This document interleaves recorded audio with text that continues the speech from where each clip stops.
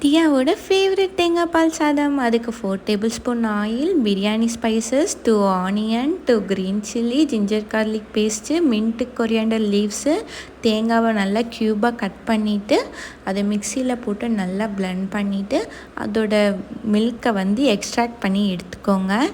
எடுத்துக்கிட்டு அதையும் ஒரு 2 கப் ஊற்றியாச்சு.